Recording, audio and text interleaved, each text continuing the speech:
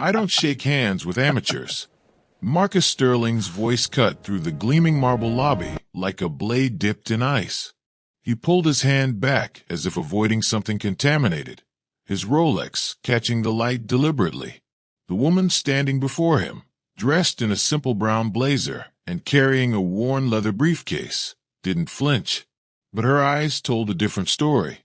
Around them, the lobby of Sterling Heights Corporate Tower fell into that particular kind of silence that happens when people sense blood in the water. Marcus straightened his burgundy tie and smirked at the small crowd forming near the elevator banks. "This is a building for serious professionals," he announced, projecting his voice like he was on stage. "Not for people who think a cheap suit and a dream qualify them for meetings they didn't earn." She'd simply been waiting for the elevator. That's all. Waiting with her briefcase and a folder marked consultation when Marcus emerged from his corner office on the ground floor. He'd seen her standing there and apparently couldn't resist. "Excuse me," she said quietly, her voice steady despite the flush creeping up her neck. "You heard me," Marcus continued, circling slightly like a predator who'd found easy prey. "I've built empires. I've closed deals worth more than most people see in 10 lifetimes. And I can spot someone out of their league from across a room." He gestured at her briefcase, the leather cracked at the corners. "That bag is older than my assistant. Those shoes, are those from a discount store?"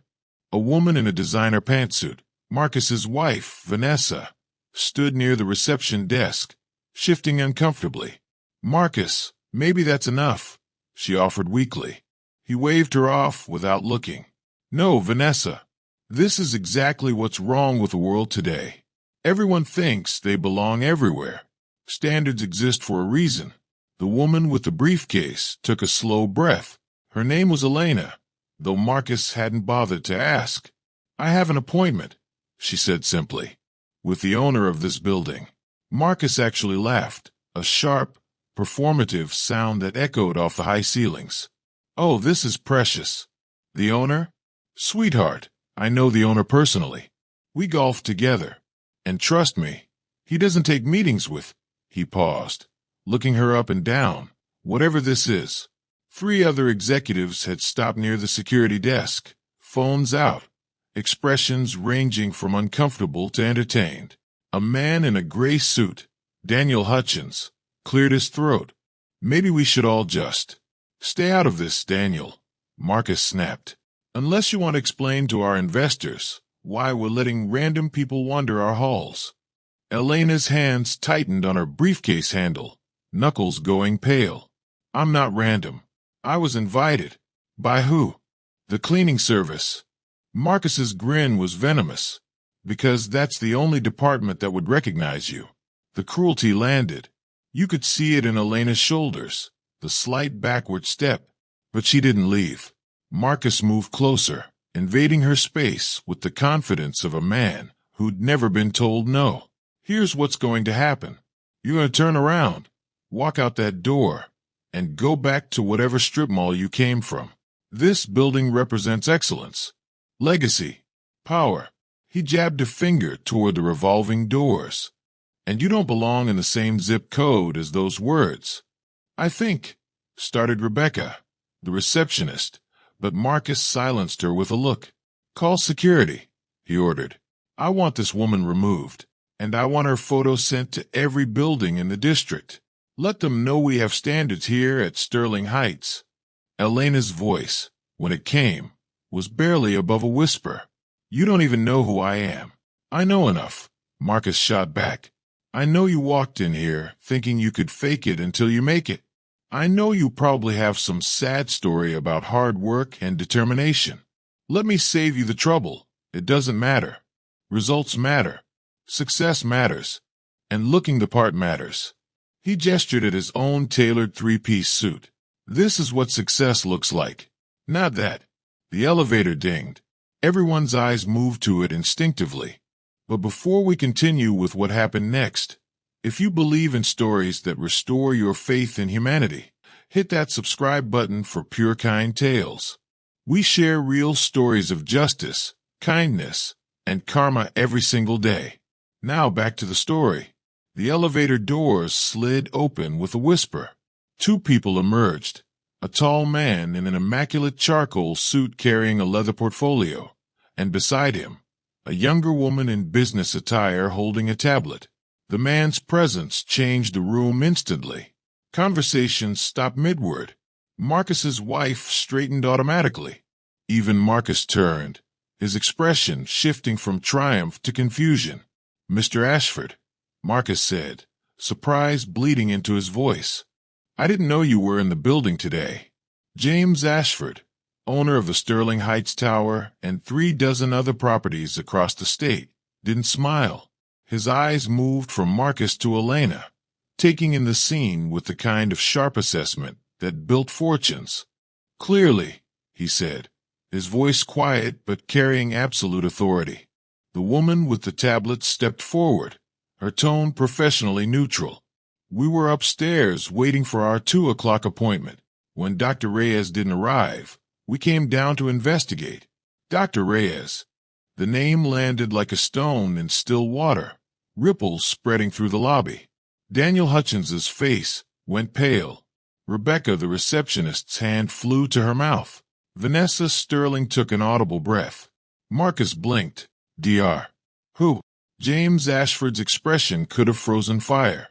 "Dr. Elena Reyes, Chief of Cardiothoracic Surgery at Metropolitan General. She's consulting on the Medical Plaza proposal."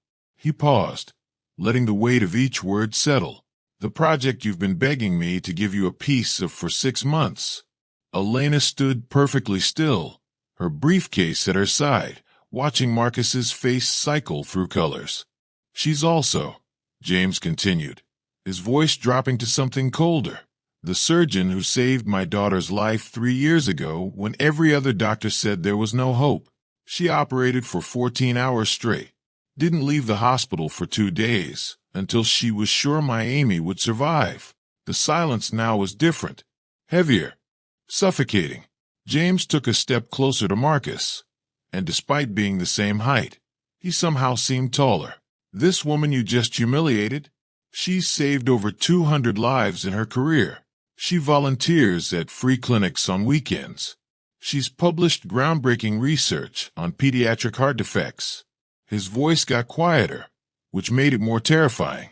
"And you judged her worth based on her briefcase." Marcus opened his mouth. Nothing came out. "Tried again." I didn't. How could I?"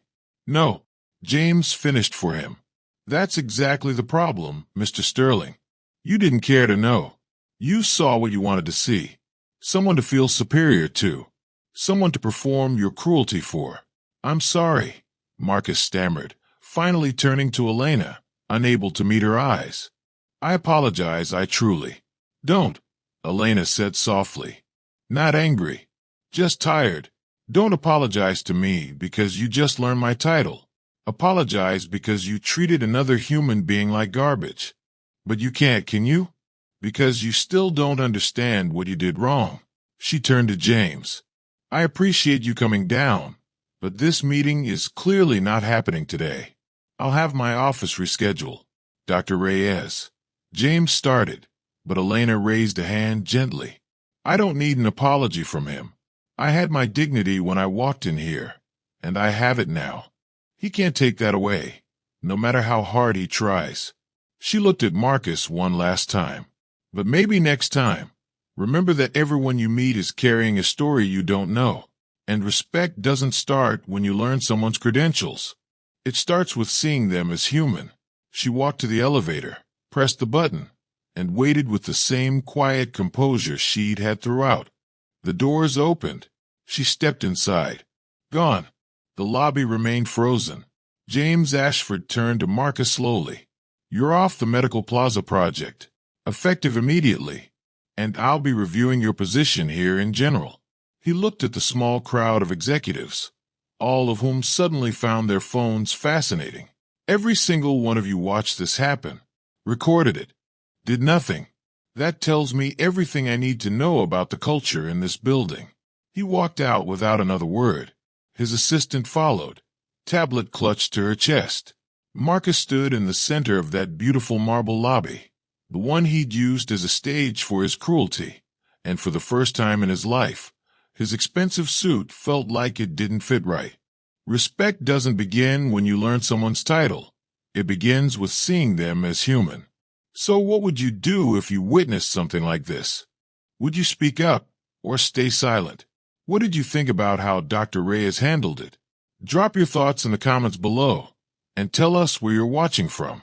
If this story moved you, hit that like button and share it with someone who needs to hear this message today. Remember, respect costs nothing, but its absence costs everything. Thanks for watching PureKind Tales, and we'll see you in the next story.